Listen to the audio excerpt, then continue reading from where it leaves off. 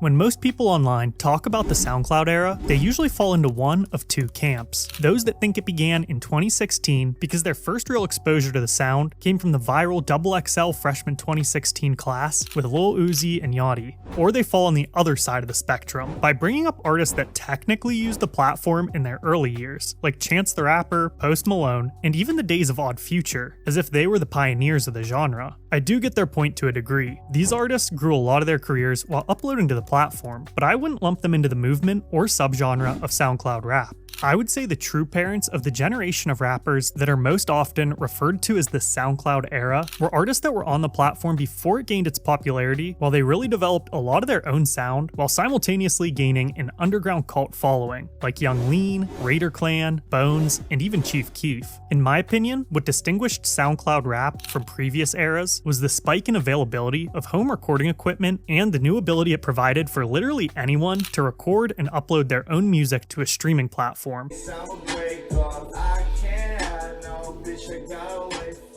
This was a huge shift away from labels being the gatekeepers of the industry because they no longer held all of the power when it came to recording studios and publishing music. This shift technically started way back with MySpace, but was then increased so much more by SoundCloud not long after. Because SoundCloud has been around since 2008, this causes everyone to have their own opinions on when the era began and when it ended, with some arguing that it never has. So for this video, I need to clarify how I'm defining the SoundCloud era. I'm choosing to look at it from 2014 to 2019. So join me as we go over the timeline and some of the significant events that happened over this 5-year period.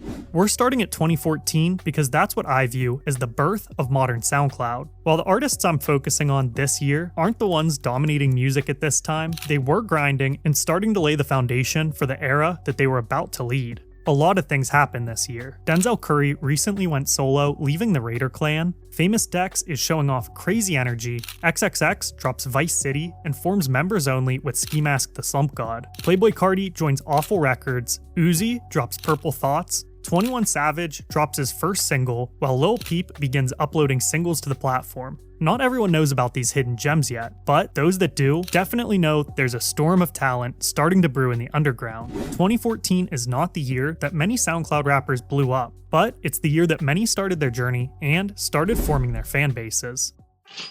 Nigga claim be the set. We don't take kindly to threats, nigga. We don't take kindly to threats. SS be the set. We don't take kindly to threats. By the time 2015 rolls around, SoundCloud rappers are rapidly ascending the ranks, with Uzi, 21 Savage, Denzel, Yachty, and Kodak already halfway into the mainstream. And if you were following rap at this time, you probably knew all these names by this time. Other rappers like XXXTentacion, Playboi Carti, and Lil Peep significantly grow their audience and are becoming staples of the underground. While all this is going on, a third wave of rappers like Trippie Redd and Juice WRLD are starting to develop their careers as well.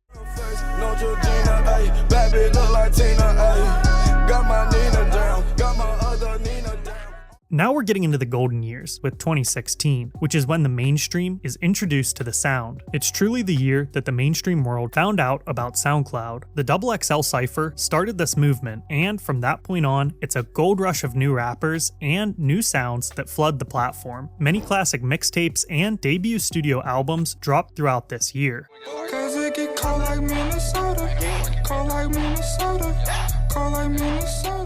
The ridiculous and often ridiculed side of SoundCloud also grew in popularity, with names like Lil Pump, Smoke Perp, 6ix9ine, and many others kickstarting their careers this year with so much focus on gimmicks and chasing what became known as clout. In 2016, we reached the peak year of the SoundCloud era. I feel like the rap world was riding high in 2016, and when 2017 rolled around, people weren't ready to see how wild, rebellious, and dangerous this style of music could really be. Playboi Carti pushes mainstream rap boundaries with his self-titled mixtape. Many people learn about Lil Peep for the first time in a very unfortunate way, when he made headlines after dying of an overdose.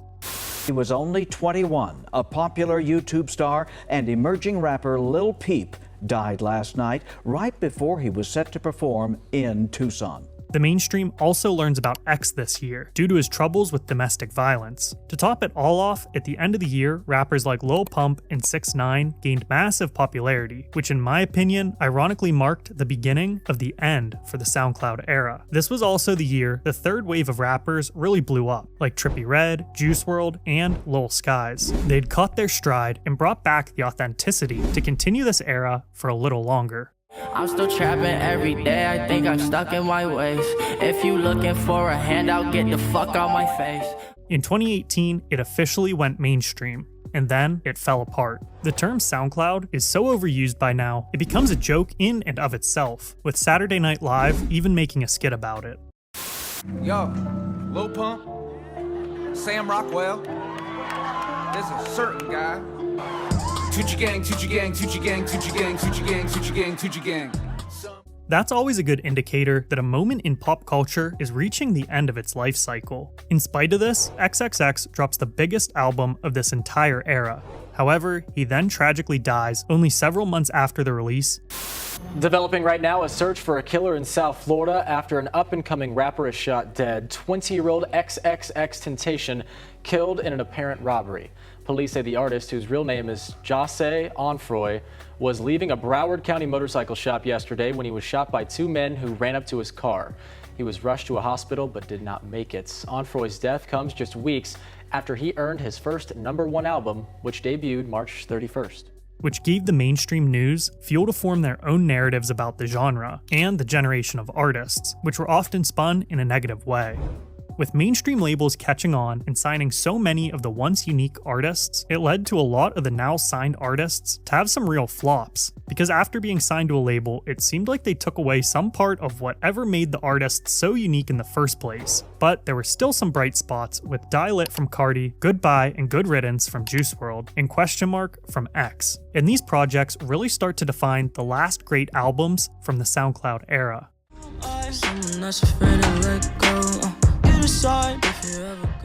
Rolling into 2019, not much is left of the SoundCloud era that was once flourishing. Whoever was a fan of this type of music in 2019 really had it rough, myself included. Death Race for Love was a great album, but Juice WRLD left us way too soon. His death was tragic and sadly played a role in marking the end of this era.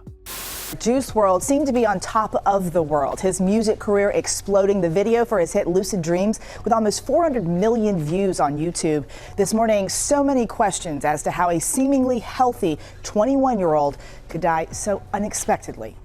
Record labels were now trying harder than ever to capitalize on the corpses of the dead rappers and any unfinished recordings that they could piece together to make songs with. Denzel Curry and Playboi Carti transitioned gracefully into new sounds, while those who tried to stay true to their original style started to fall off. A lot of the rappers from the first wave like Kodak, 21, and Uzi were already thriving and becoming mainstream hitmakers. The wheel of trends kept turning though, and fans of hip-hop were starting to shift away from the DIY style of the SoundCloud artists and instead towards the more refined and up-tempo sounds of NBA Youngboy, Polo G, and King Von, allowing these artists to have their chance to step into the spotlight, and closing the chapter of the SoundCloud era. I hope you enjoyed this video and either took a trip down memory lane or learned something new about the era if you weren't a fan at that time. Drop a comment and let me know what key moments you think define the SoundCloud era. Don't forget to like and subscribe for more music-related content. You might think that you're already subscribed if this video is on your homepage, but I encourage you to double check. I appreciate all the support. Don't forget to take your vitamins, say your prayers, and have a great day.